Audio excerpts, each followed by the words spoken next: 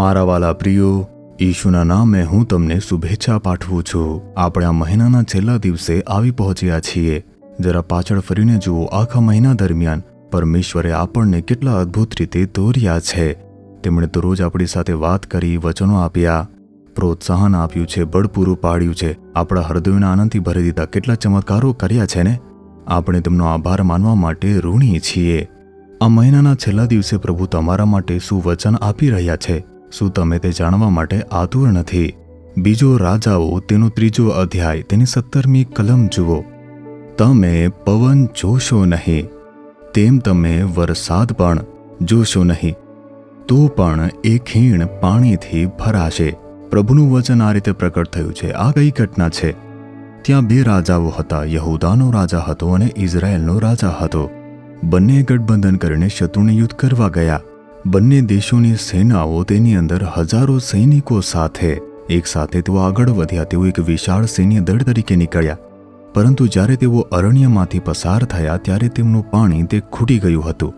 તરસને કારણે સૈનિકો મુશ્કેલીમાં મુકાયા. તેમની પાસે ઊંટ અને અન્ય પશુઓ પણ હતા અને તે બધા જ પાણી માટે તરફડિયા મારી રહ્યા હતા, તરસ્યા હતા. શું કરવું તે સમજાતું ન હતું. તેઓ ક્યાં જઈ શકે છે? સૂકું રણ હતું, ક્યાંય પણ પાણી ન હતું. તેમણે પ્રભુના પ્રબોધકને બોલાવ્યો. જ્યારે પ્રબોધક આવ્યા અને તેમણે પરમેશ્વરને પ્રાર્થના કરી, ત્યારે તેમને પ્રભુ તરફથી સંદેશ મળ્યો કે આ ખીણની અંદર ઠેર ઠેર ખાડા ખોદી નાખો. તમે પવન પણ જોશો નહીં, વરસાદ પણ નહીં જુઓ, છતાં તે ખીણ પાણીથી ભરાઈ જશે. તમે શું કહેશો? આ તો રણ છે. જો નજીકમાં કોઈ પણ નદી હોત અથવા તળાવ હોત તો આપણે પાણી લાવી શકતા હોત. આ રણમાં આપણે ખાડા કેવી રીતે ખોદી શકીએ? વરસાદનું કોઈ પણ ચિહ્ન નહોતું અને ચોમાસાની ઋતુ નથી, પાણી ક્યાંથી આવશે? ના, પ્રભુ એમ કહે છે, પરિસ્થિતિને તમે જોશો નહીં, પરંતુ ખાડા ખોદો, બસ. તેથી તેમણે ખાડા ખોદવાનું શરૂ કર્યું. તે જ રાત્રે પાણી આવ્યું અને ખાડા ભરાઈ ગયા હતા. આ કેવી રીતે શક્ય છે? ત્યાં કોઈ પવન નથી, વરસાદ નથી, ઉપર વાદળો નથી, આકાશમાંથી કોઈ વરસાદ પડ્યો નથી, છતાં ખાડાઓ ભરાઈ ગયા.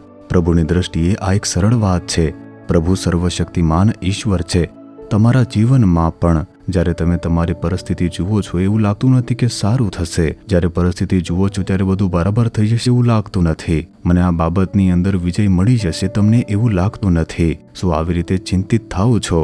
પરિસ્થિતિ જોશો તો શું પરિવારમાં પરિવર્તન આવશે? નોકરીમાં ફેરફાર થશે? બાળકોની શૈક્ષણિક જરૂરિયાતો કેવી રીતે પૂરી કરવી? આસપાસ નિરાશા દેખાય છે. શું તમે ચિંતિત છો? પરિસ્થિતિઓ તરફ જોશો નહીં, પરંતુ પ્રભુની શક્તિ તરફ જુઓ. તેઓ ઉજ્જડ પ્રદેશમાં પણ પાણી લાવવા માટે સામર્થ્ય છે. શું પરમેશ્વરે તે ચમત્કાર કર્યો ન હતો? એક એવી બાબત છે જે તમારે કરવી જોઈએ. તે શું છે? શું જાણો છો? ખાડો ખોદો. તમારે વિશ્વાસ સાથે ખાડા ખોદવા જોઈએ. જ્યારે તમે તમારું કર્તવ્ય કરશો ત્યારે તમે પરમેશ્વરનો ચમત્કાર જોશો.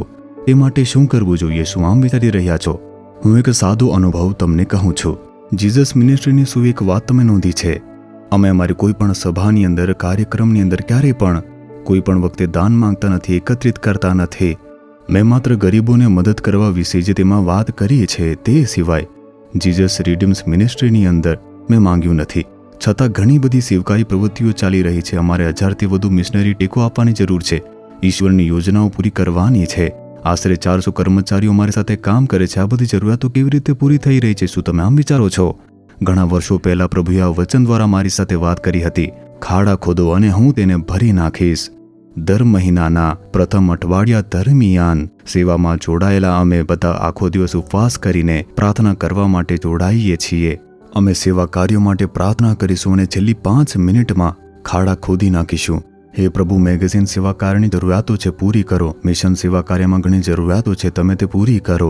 સુવાર્તા પ્રચારના કાર્યમાં જરૂરિયાત છે, તમે તે પૂર્ણ કરો. અમે તે બધી બાબતો રજૂ કરીશું અને પ્રાર્થના કરતી વખતે ખાડા ખોદીશું. મહિનાના અંત સુધીમાં અમે જોઈએ છીએ કે દરેક ખાડા તે ભરાઈ જાય છે. ઈસુએ આપણને એ શીખવ્યું છે. તમારા જીવનમાં કઈ જરૂરિયાતો છે, તેથી જ મેં તમને લખવાનું અને પ્રાર્થના કરવાનું કહ્યું છે. બાળકોના શિક્ષણ માટે, વીજળીના બિલ માટે, માસિક રાશન, જે જરૂરિયાતો છે તે માટે, હોસ્પિટલના જે ખર્ચા છે તે માટે અથવા ઈએમઆઈ ચૂકવવા માટે તેમને લખો અને તમે ખાડા ખોદો. ઘૂંટણીએ પડીને પ્રાર્થના કરો. પરિવાર તરીકે પ્રાર્થના કરો. તમારી અરજી ઈશ્વર સમક્ષ મૂકો.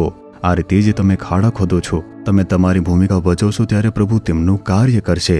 અલૌકિક ચમત્કારો થશે અને તમે તે જોવાના છો. શું તમે તેમાં વિશ્વાસ કરો છો? અત્યારે જ પ્રાર્થના કરો કે હે પ્રભુ, આજે હું મારી જે પણ જરૂરિયાતો છે, મારા પરિવારની જરૂરિયાતો છે, મારી વ્યક્તિગત જરૂરિયાતો છે, તે બધા માટે હું વિશ્વાસપૂર્વક ખાડો ખોદું છું. આ બાબતોમાં ચમત્કાર થવા દો, તમામ જરૂરિયાતો પૂરી થાઓ. હું વિશ્વાસ કરું છું તમે ચમત્કારો કરી રહ્યા છો. ઈસુ ખ્રિસ્તના નામે. Amen, amen. Jesus redeems Gujarati YouTube ચેનલને સબસ્ક્રાઇબ કરો.